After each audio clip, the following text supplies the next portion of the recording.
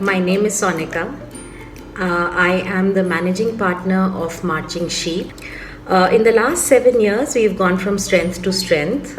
Today, we boast of a very healthy pipeline of clients across sectors, and we are seen as a thought leader when it comes to HR trends and practices and diversity and inclusion. A lot of our opinions are published in leading publications. And I'm extremely happy to be here and speaking on a topic which is very close to my heart, which is human resources.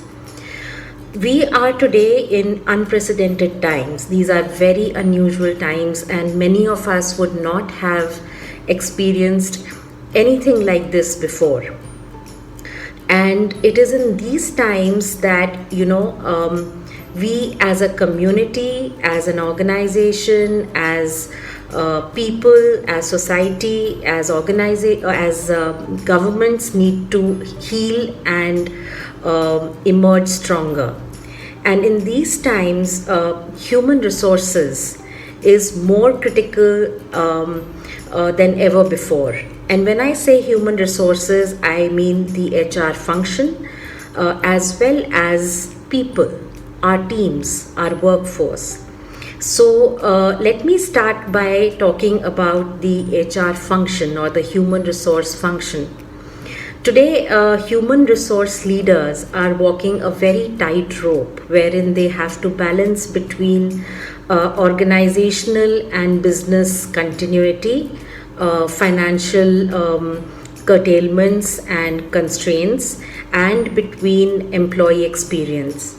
So, to our mind, there are 5 critical functions that HR leaders and HR functions will play in order to help the organization and economy to recover from this crisis.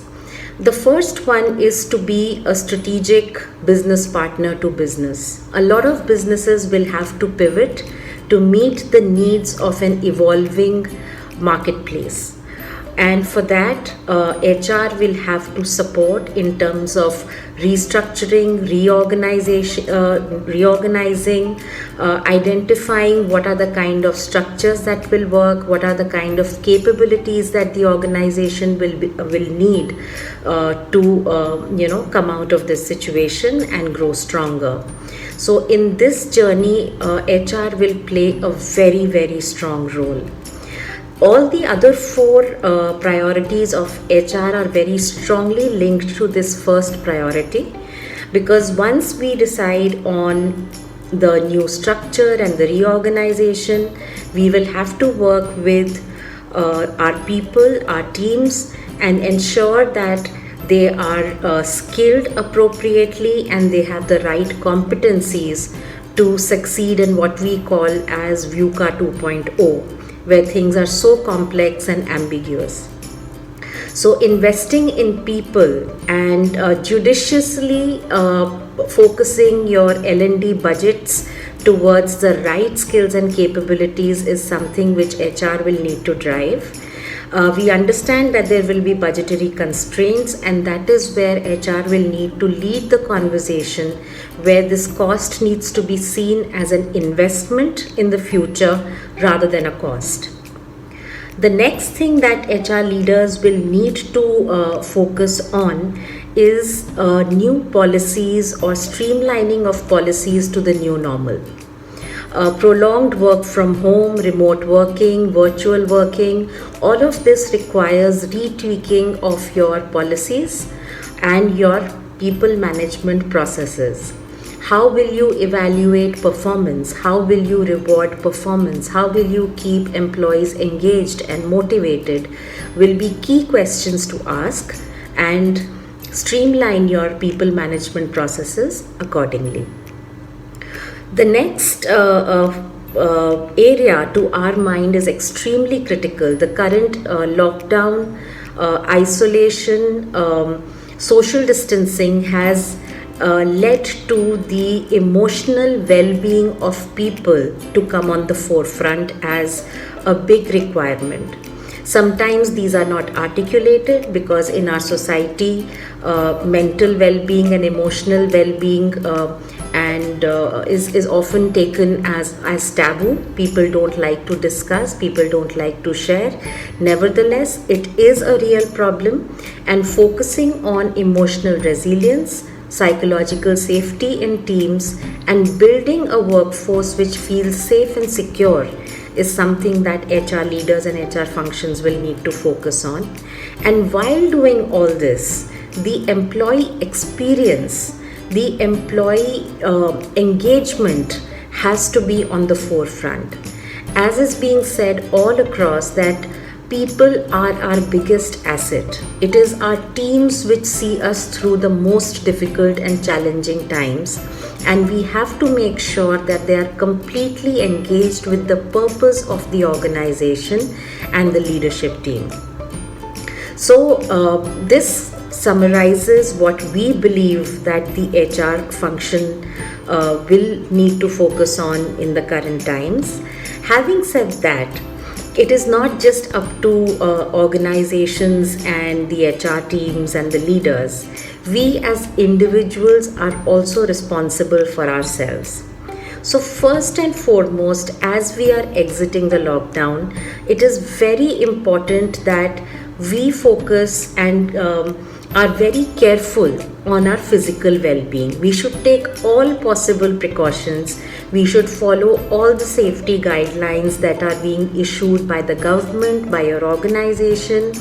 It at times might be very tempting to go for that little party or order something from outside, but hold yourself, because you are not alone. You have families, we have parents, and we don't want to be carriers of infection to them. So we ourselves firstly need to be very, very careful. Second, we ourselves are also very responsible for our own emotional well-being. So focus on ourselves, focus on what is our body and mind telling us. Do we need to take a break? Do we need to spend time with ourselves? Do we need to reach out to professionals? And don't hesitate in reaching out, because it is at this time that you need the help the most. Third, continue to do your work. Yes, there is a lot of ambiguity, there might be insecurity, there might be business challenges, there might be long working hours, but it is at this time that we need to continue to do our work in a committed and dedicated manner, and do the best we can. That will hold us very well in the long stead, and it will also build our credibility within our teams and our organizations. Next, let's expand our knowledge and skill set. Let's learn as much as we can. There are enough and more courses which are happening. Take out the time to upskill. Understand what is the new normal going to be asking of you to deliver. Within your role, outside of your role, expand your horizons and learn, read, research, do whatever it takes to keep yourself updated with how the world is changing and what are the skill sets and competencies that will be needed to succeed in the new normal. And lastly, connect with people, network, build relationships, build your brand on social media. Just don't go and say happy birthday and happy anniversary.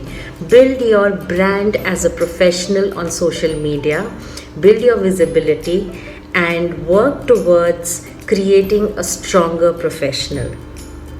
So with that, I would like to conclude in a nutshell.